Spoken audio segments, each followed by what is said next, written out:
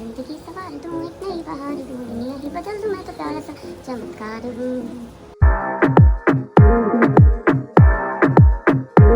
नमस्कार, आप सभी को रक्षाबंधन की बहुत बहुत शुभकामनाएं। और मैं ऐसे शुभकामनाएं क्यों दे रही हूँ जैसे oh my God yes yes आप सभी को रक्षाबंधन की बहुत बहुत शुभकामनाएं।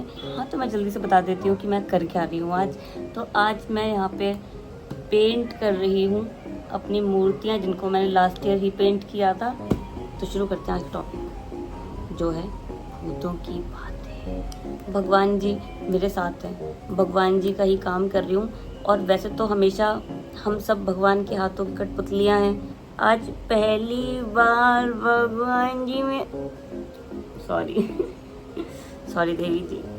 तो कुछ दिन पहले मैं अपने भाई से बात कर रही थी और मैंने उसको एक वीडियो भेजा था, पर अब मुझे पता नहीं कि वो सच्ची घटना है या फिर वो नकली बनाया हुआ कोई प्रैंक वगैरह वीडियो है। पर उसमें एक आदमी होता है जो कि एकदम सुनसान सड़क पर आधी रात को बाइक से जा रहा होता है।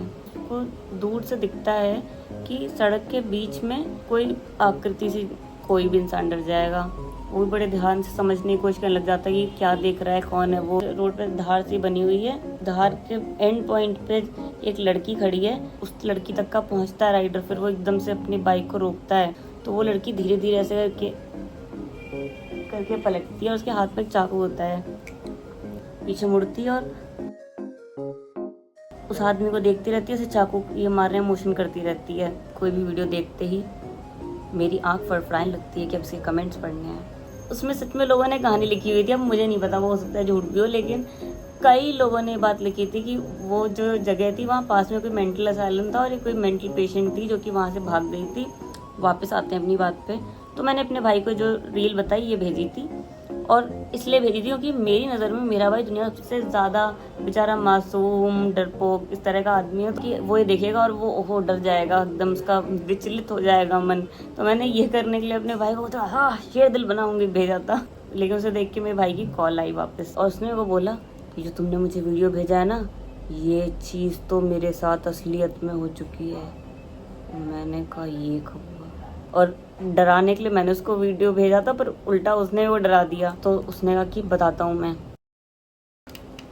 ये तब की बात है जब हम लोग नजफगढ़ में रहते थे और मेरा एक दोस्त था जिसका नाम था मोती, और उसका एक्सीडेंट हो गया था। तो मैं उसके घर पे उसे देखने गया हुआ था और वहाँ पर उसकी मम्मी ने मुझे बोला, बेटा मोती का फ़ोन उसने अपने एक जानकार को दिया हुआ है, तो क्या तुम प्लीज़ उसका फ़ोन वापस ला सकते हो? और आंटी मुझे इतने उससे कह रही थी कि प्लीज़ बेटा इसका फ़ोन ला दो, तो मैं उनसे मना भी नहीं कर सकता था। मैंने कहा ठीक है आंटी मैं ला दूँगा। तो आंटी ने मुझे बोला कि तुम पर जाओगे कैसे? एक काम करो, तुम मोती की मोटरसाइकिल ले जाओ। अगर आप लोग दिल्ली में रहने वाले हैं तो आप जानते होंगे कि नजफगढ़ का इलाका कैसा है, और ये आज से तकरीबन 10 साल पुरानी बात है। तो मैं मोती की बाइक लेके आंटी घर से निकला, दोपहर के समय निकला था। और क्योंकि जहाँ मैं गया था वो काफ़ी दूर था, तो मुझे आते आते शाम हो गई थी और ये सर्दियों का समय था, तो जल्दी अंधेरा भी हो गया था। और मैं जितना तेज़ हो सकता था उतनी जल्दी अपने घर पहुँचना चाहता था, क्योंकि मैं जिस रास्ते से जा रहा था ये एक बहुत ही सुनसान रास्ता था। और इसके बारे में बहुत सारी कहानियाँ मैंने सुनी हुई थी कि कैसे इस रास्ते में कभी कोई सफ़ेद साड़ी में औरत लिफ्ट मांगती है, कभी कैसे कोई आपको बुज़ुर्ग आदमी दिखता है। कल्पना कीजिए आप रात में अंधेरे में सड़क पर जा रहे हैं जिस पे सिर्फ आप हैं, जिसके चारों तरफ ऊंचे ऊंचे यूकेलिप्टस के पेड़ हैं, और सर्दी का समय है, हल्का हल्का कोहरा भी होने लगा है, और आपके दिमाग में ये बात चल रही है कि ये एक भूतिया सड़क है। और मैं जल्दी जल्दी चलाते चलाते करीबन पूरे ही उस सुनसान रास्ते को पार कर चुका था, मगर अब वो सीधी सड़क बाकी थी जिसे पार करने के बाद में जो शहर है वो आ जाता था।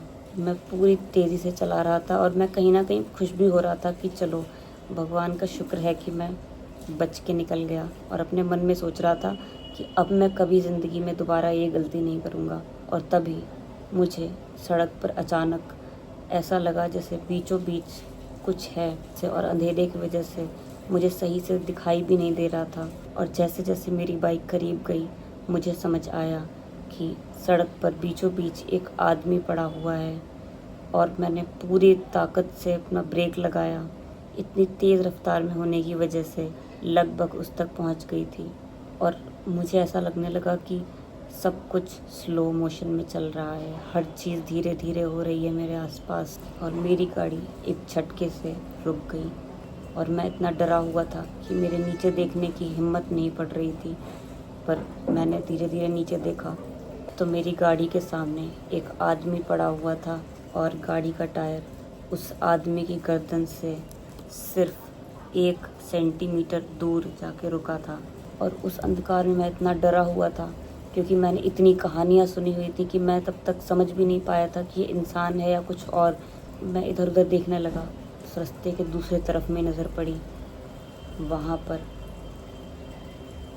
उस आदमी की बाइक पड़ी हुई थी और उसके बगल में उस आदमी की शराब की बोतल।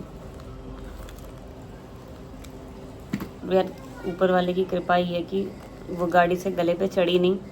वैसे तो मैं अपने भाई से मैंने पूछा कि अगर चढ़ जाती तो तुम क्या करते हैं, उसका आंसर भी वही था जो आपका आंसर होता, ठीक है।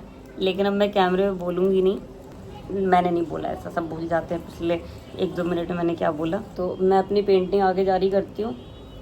आप जाके मेरे वीडियो को लाइक करो, मेरे चैनल को सब्सक्राइब करो, शेयर करो। आपको क्या सीख मिली वो तो मुझे नहीं पता, पर मुझे ये सीख मिली कि मेरा भाई उतना बड़ा डरपोक नहीं, इतना बड़ा मैं समझती हूँ यार, उसने भी चीज़ें लाइफ में काफ़ी सारी देखी हैं।